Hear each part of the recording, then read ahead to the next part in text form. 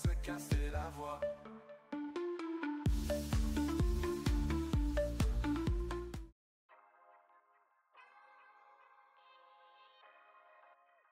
Je sais pas vous, mais moi de mon côté j'ai l'impression que c'est une faute professionnelle.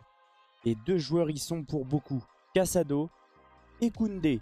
Pourquoi Casado? Parce que déjà, on le savait, l'arbitre, j'ai eu l'impression qu'il a voulu quand même se racheter du premier carton rouge qu'il donne pas en première mi-temps. Donc je me suis dit, faut pas non plus trop titiller l'arbitre parce qu'il est capable de sortir un rouge très vite. Chose faite. Et le problème, j'ai l'impression que c'est quelque chose, une faute avec un manque d'expérience. Parce que Casado ne doit pas faire cette faute-là. Oui, c'est pour éviter une action. Mais il faut que ça soit un autre joueur qui la fasse. Il a déjà un carton jaune. Synonyme d'exclusion. Et on a senti quand même un Barça assez fébrile. Je vais me répéter encore et encore. Mais j'ai l'impression que le Barça n'est pas du tout le même sans Lamine Yamal. J'ai pas encore envie de parler de Yamal dépendance. Mais il y a un sérieux problème. Le Barça n'a pas non plus été exceptionnel aujourd'hui. Et surtout au niveau de la tactique. Pourquoi? Parce que oui, le Barça joue le piège du hors-jeu. Mais j'ai eu l'impression qu'aujourd'hui, c'était quand même beaucoup plus chaud le piège du hors-jeu. Les joueurs ne suivaient pas tous la ligne. Et à chaque fois, ça se jouait à quelques millimètres. Et des fois, on n'était pas loin de prendre le but. Heureusement que des fois, il y a Iñaki Peña qui sort bien les face-à-face. Parce que quand il lève et qu'il sort le face-à-face, il n'y a pas hors-jeu. Il n'y a pas hors-jeu. Et des fois, le Barça, eh ben, on l'a vu sur le dernier but. Encore, ils essayaient encore de faire le piège du hors-jeu. Iglesias, totalement tout seul. Pas de hors-jeu, but. Et sincèrement, on va parler aussi de la faute professionnelle de Koundé qui relance mais totalement le Celta. Un contrôle, une conduite de balle catastrophique. Je ne sais pas ce qu'il fait, le ballon rebondit. En plus, Celta mettait énormément de pression à Barcelone depuis le rouge. Ils ont failli marquer juste après sur la même action. Heureusement que le ballon il sort en 6 mètres. Et puis après, dégringolade du Barça. Le Barça n'était plus du tout dedans. Perturbé, complètement perdu. Déjà dans le match, j'ai senti pas du tout la même intensité. Après, comme j'arrête pas de dire, c'est le retour de la trêve. Il y a le match de Ligue des Champions qui arrive très prochainement. Hansi Flick a voulu faire tourner. Mais je retrouve pas le même Barça que le Barça avec Lamine Yamal. Vous allez voir là dans les stats, on va le voir au niveau du XG, au niveau du match. Le Barça n'a pas du tout dominé ce match-là. Il était fébrile. Sincèrement, le Barça était fébrile. J'aime pas dire ça parce que moi je trouve que le Barça depuis le début de la saison, et pour moi c'était la meilleure équipe du monde. Mais il y a vraiment des équipes en ce moment qui vont très mal. Hein. Le Bayern c'est compliqué, même s'ils ont gagné 3-0, ils ont du mal à marquer. City viennent de perdre 4-0. Le Real c'est compliqué. Le Barça ça fait 2 matchs d'affilée qu'ils ne gagnent pas. Donc en tout cas c'est chaud. En tout cas aujourd'hui on se retrouve, bienvenue sur la chaîne MTO Foot. On va faire le débrief de Celta Vigo Barcelone et il y a beaucoup de choses à dire. Parce que moi j'ai aimé ce que j'ai vu surtout du Celta Vigo. Je pense que vous le saviez, tout le monde avait prévenu tout le monde. Le Celta Vigo à domicile c'est très compliqué. Le Real, l'Atlético ont eu clairement du mal. Villarreal a eu du mal chez eux, il y a eu 4-3. Et là, ils ont récidivé, ils ont encore mis en difficulté le top 5 de la Liga. Sincèrement, félicitations. Mais il va falloir faire quelque chose parce que sans Lamine Yamal, je ne sais pas pourquoi, je le sentais venir. En tout cas, j'espère que la vidéo va vous plaire. Bon visionnage. Avant que la vidéo commence, n'oubliez pas l'abonnement, le petit like, le petit commentaire pour le référencement et n'hésitez pas à partager les potes. On est parti maintenant sur le débrief entre le Celta Vigo et le FC Barcelone. Et il y a beaucoup de choses à dire dans ce match-là. Avant toute chose, pour tous ceux qui parient, faites attention parce que les paris sont dangereux. Mais aussi ceux qui ont moins de 18 ans, on le sait tous, les paris sont interdits. On est bien sur la 14e journée de la Liga et sincèrement, de partout. Le Barça s'était clairement mis à l'abri au début du match. 2-0 à la 60e, c'était plutôt cohérent. Même si c'était pas un grand Barça, j'avais la sensation de voir le même Barça que le PSG hier. En essayant de gérer, en menant 2-0. Pas trop forcé parce qu'il y a la Ligue des Champions, le retour de la trêve, faire des changements. On sentait un Barça comme le PSG, avoir envie de gérer, de s'imposer et de se mettre directement dans le match de la LDC. Le problème, c'est que là, ça n'a pas du tout tourné en faveur du Barça.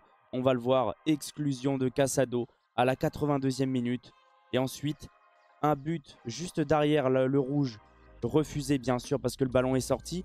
Mais ça a mis, je pense, un coup derrière la tête au Barça, qui n'était plus dans son match déjà depuis l'exclusion. Et ensuite, ça a enchaîné une faute bête, une faute professionnelle de Jules Koundé qui fait un mauvais contrôle, une conduite de balle catastrophique.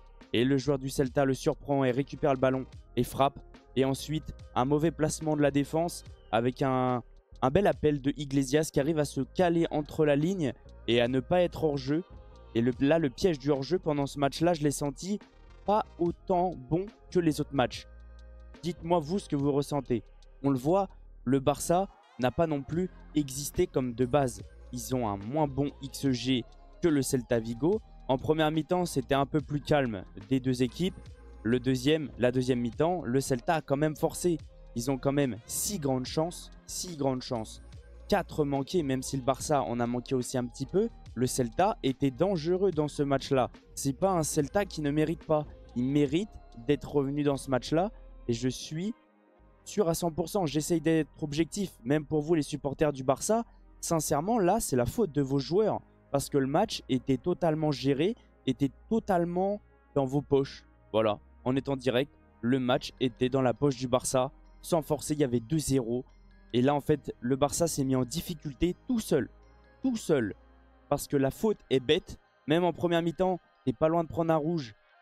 Je pense, même si c'est bien d'avoir des jeunes, même si c'est bien d'avoir beaucoup de jeunes du centre de formation, bah, j'ai l'impression que des fois, il faut de l'expérience. Là, ça manque d'expérience.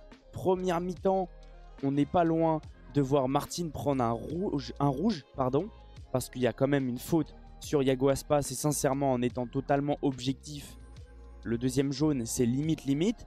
Et là, je pense qu'il ne fallait pas non plus trop titiller l'arbitre. Chose faite, Casado l'a fait, il prend rouge. Et c'était sûr, juste une petite faute, un petit truc, c'était sûr qu'il allait sortir le carton. Et sincèrement, ça a mis totalement le Barça dans un temps ultra faible. Il y a temps faible et là, c'était temps ultra faible. Parce qu'après, le Barça s'est fait dominer. Le Barça n'arrivait plus à ressortir les ballons correctement.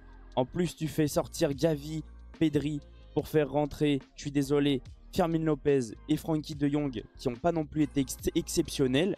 Tu sors Dani Olmo pour faire rentrer Pablo Torre. C'était compliqué, tu le fais rentrer dans un match comme ça, il n'arrivait pas à suivre. Pau Victor, je ne l'ai pas trop vu. La défense, et bah cette fois, pour une fois, moyen, très moyen. Mauvais alignement. À chaque fois, Peña a fait un bon match parce qu'il sort des face-à-face où des fois il peut y avoir un but. Mais la défense, c'était pas un bon alignement. Ils peuvent clairement mieux faire. Dani Olmo, même si je me plains, je ne l'ai pas trop vu dans ce match-là. Pedri, Gavi, et bah j'ai bien aimé le match de Gavi. Retour en tant que titulaire et sincèrement, il sort un très bon match. Lewandowski, Rafinha, encore buteur. Et sincèrement, eux, ils sont ultra décisifs depuis le début de la saison. Mais j'ai senti un Casado, même il n'y a pas que le rouge. Je l'ai senti un petit peu en dessous. Est-ce que c'est de la fatigue? Je ne sais pas. Je ne l'ai pas senti catastrophique. Mais je l'ai senti un petit peu en dessous. Donnez-moi vos avis, vous, ce que vous ressentez. Hein. Bien sûr.